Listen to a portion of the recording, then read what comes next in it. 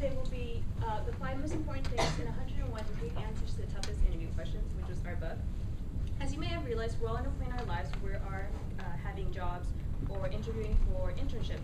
And we hope that with our presentation today, your interviewing skills will be refined so you can get that internship that you always wanted. Okay, so we'll be performing a little interviewing skit for you guys, and your little green paddle will come into play. Karen will be your interviewer, Christy will be an interviewee, and Arnett will be another interviewee. Okay, let's let the interview begin. Welcome to Texas Instruments. You guys have made it to the interview portion for the business analysis position.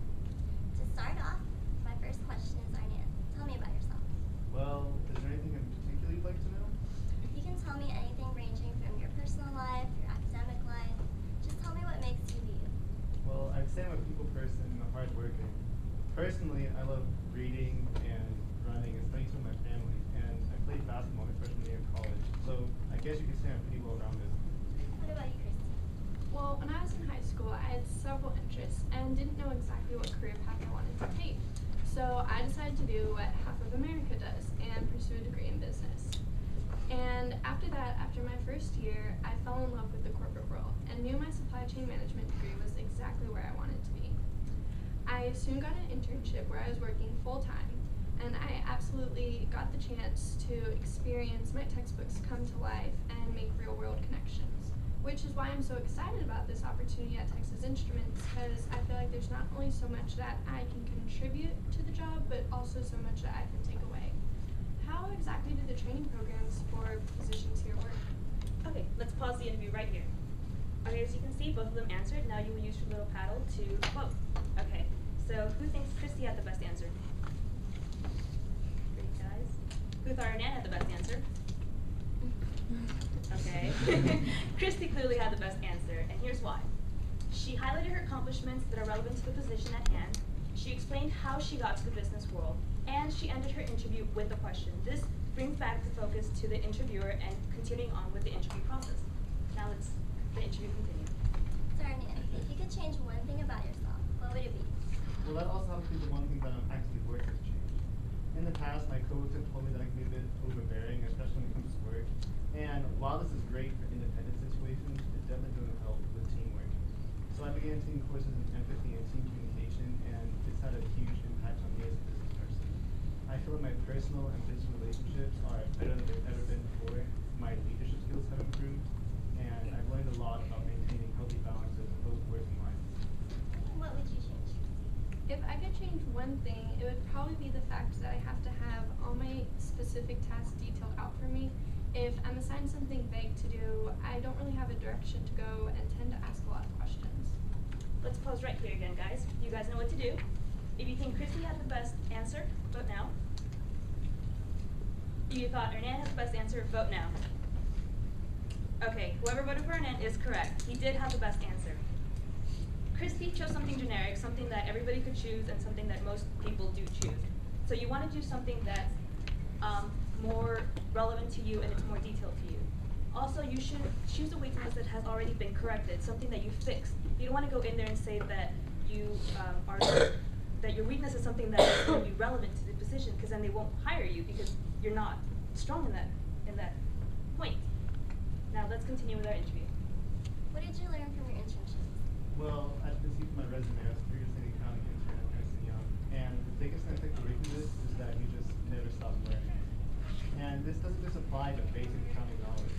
For example, I was able to take the book material and apply the critical thinking skills I learned on the internship to look at everything from a fresh perspective.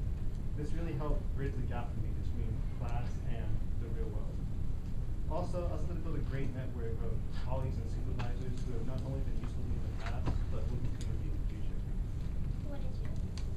My internship was with a small company who procured electronic products to the government. So not much of what I learned will be applicable to the business analyst position here. Most of the knowledge I'll be pulling from is from my classwork and studies. Let's pause right here again, guys. You guys know what to do. Who think Christy had the best answer? Who thought Arnett had the best answer? Okay, all of you are correct. He did have the best answer, and here's why. He showed how his Ernst & Young internship complemented his experience that he had in the classroom. And Christy, on the other hand, her internship was not relevant at all But if that was the only internship that she had, she should mention it and be honest and own up to it. And at least it shows that she's trying to pursue something and not just being lazy. Now let's continue with our interview. As you guys may know, we do a lot of business with countries overseas. If you guys were faced with a situation where you had to deal with a potential partner from Japan, how would you prepare for it? Well, I would research Japanese culture and company on the internet and maybe learn a few words. But with the help of my supervisor, everything should be fine. Well, would most of the communication be face-to-face or via written email? Most of the communication will be written via email or letters, but once in a while you will have the occasional video conference call. Okay, in that case, I will definitely start with how Arnan said and do my basic internet research. But then I'll continue on and talk to my colleagues and supervisors to see about their past relationships with the Japanese division and if they have any tips for me. And since it'll be a prolonged communication, I'll be sure to enroll in classes or attend any lectures where I can learn the proper business etiquette and any phrases of the Japanese language that might come in handy. Okay, let's pause it here again. Who thought Christy had the best answer? Everybody should know. Who thought Hernan had the best answer? Good, all of you know. That's satisfying. And here's why. Okay, you should take your time to think about the problems presented. She clearly did that when she asked questions, which is another point that you should do. You should definitely ask questions so you can find out more about the scenario and so you can improvise your answer and tailor it correctly. Your answer should also be realistic and logical. You don't want to go too out there, but you should be a little more creative than what normally is required. So let's continue with our interview. Sorry, Nina, do you have any other questions for me? Yes, I do. Of course, I've already done a lot of research into this position and into Madison Company. But I'm really interested into what your personal ideal candidate would be like. Well, here we're looking for a candidate that's ambitious, works well as a team, and has a willingness to help TI grow as a company.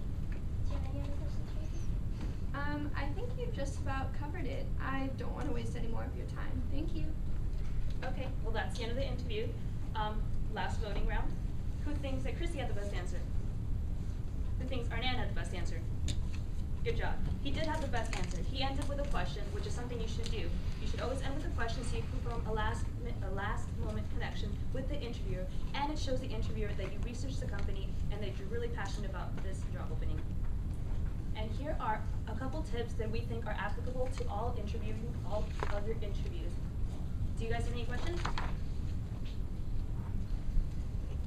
Thank you.